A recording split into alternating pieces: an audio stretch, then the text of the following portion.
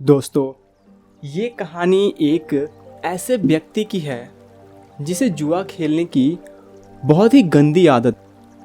उसके शुभचिंतक उसे यह समझाते समझाते थक गए कि इस आदत को छोड़ दे, लेकिन वह हर किसी का मुंह टके से जवाब के साथ बंद कर देता कि मैंने ये आदत नहीं पकड़ी, बल्कि इसने मुझे पकड़ रखा है। अब लोग बेचारे आगे कह भी क्या सकते थे। घर वाले उसकी हरकतों से बहुत परेशान थे।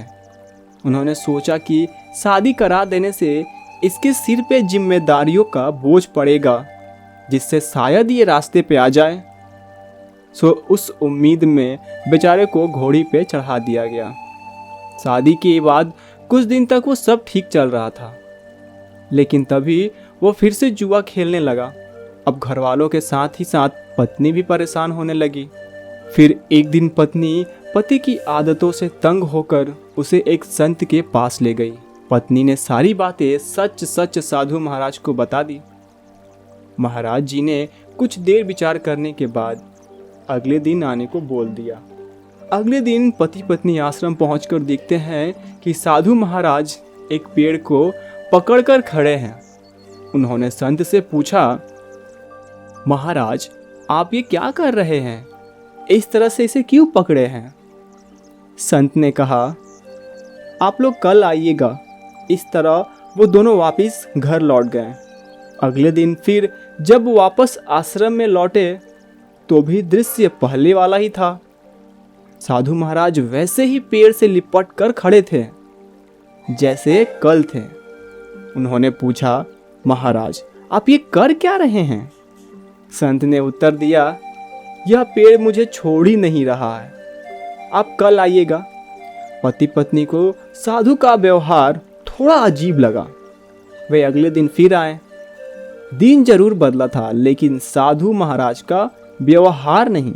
वे फिर उस पेड़ को पकड़े खड़े थे। पति हैरान परेशान होकर बोला, बाबा, आप इस पेड़ को छोड़ क्यों नहीं देते?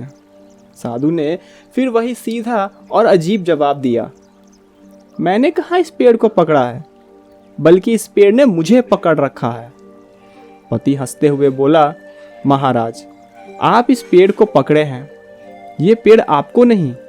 आप जब चाहे तब थोड़ी सी मेहनत करके खुद को अलग कर सकते हैं। अब संत महाराज गंभीरता से मुस्कुराते हुए बोले, इतने दिनों से मैं तुम्हें यही समझाने की कोशिश कर रहा हूँ कि तुम जुआ खेलने की आदत को पकड़े हो, ना कि ये आदत तुम्हें। तुम जब चाहो तब प्रयास करके खुद को इससे विरक्त कर सकते हो। यह सुनते ही वह आदमी समझ गया कि इस बुरी आदत की असली जड़ उसका मन है, जो उसे इससे अलग नहीं होने देता। तब उसने उसी समय प्रण ले लिया कि वह आज से जितना हो सके जुए खाने से दूर रहेगा। अब वह खुद को दूसरे कामों में व्यस्त रखने लगा, जिससे उसे जुए के सपने आना कम हो गए। कभी कभी उसका अपने जुआरी दोस्तों के साथ बैठने का मन करता, परंतु तभी उसे अपना निश्चय याद आ जाता। हर वह काम अपना मन बदलकर दूसरे अच्छे काम में रम जाता। इस तरह उसने सिर्फ 2 महीनों में अपनी इच्छा शक्ति पर नियंत्रण पा लिया और अपनी जुए वाली बुरी आदत को छोड़ दिया। ये कहानी एक पिता और एक बेटे की है। एक पिता अपने छोटे बेटे की बुरी आदतों से बहुत परेशान था। वह कई बार अपने बेटे को समझा चुका था, लेकिन बच्चा हर बार यही कहता कि जब वो बड़ा होगा तब वो सारी बुरी आदतें छोड़ देगा। कुछ दिनों बाद गांव में एक संत आए। संत बहुत ही सरल स्वभाव और विद्वान थे। संत से जो भी मिलने आता वह उससे आसानी से मिल लेते थे और उनकी समस्याओं का निराकरण करते थे। जब पिता को संत के बारे में पता चला तो वह भी उनसे मिला और अपने बेटे की समस्या बताई। संत ने पिता से कहा कि कल तुम अपने बेटे को मेरे पास बगीचे में भेजना। अगले दिन पिता ने अपने बेटे को संत के पास बताए गए बाग में भेज दिया। बच्चे ने संत को प्रणाम किया और दोनों बाग में टहलने लगे। कुछ देर बाद संत ने बच्चे को एक छोटा सा पौधा दिखाया और पूछा कि क्या तुम इसे उखाड़ सकते हो। बच्चे ने कहा कि ये कौन सा बड़ा काम है, मैं इसे अभी उखाड़ देता हूँ। और बच्चे ने पौधे को उखाड़ दिया। थोड़ी देर बाद संत ने बच्चे को थोड़ा बड़ा पौधा दिखाया और उसे उखाड़ने के लिए बोला। बच्चा खुश हो गया, उसे ये सब एक खेल की तरह लग रहा था।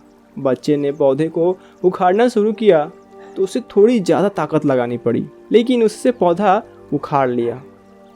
इसके बाद संत ने बच्चे को एक पेड़ दिखाया और कहा कि उसे उखाड़ दो। बच्चे ने पेड़ का तना पकड़ा, लेकिन वह उससे हिला भी नहीं। बच्चे ने कहा कि इस पेड़ को उखाड़ना असंभव है।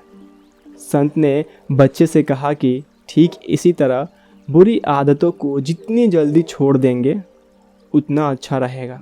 जब बुरी आदतें नई होती है तो उन्हें छोड़ना आसान होता है, लेकिन आदतें जैसे जैसे पुरानी होती जाएंगी उन्हें छोड़ पाना बहुत मुश्किल हो जाएगा। बुरी आदतों के कारण जीवन में दुख बढ़ता है।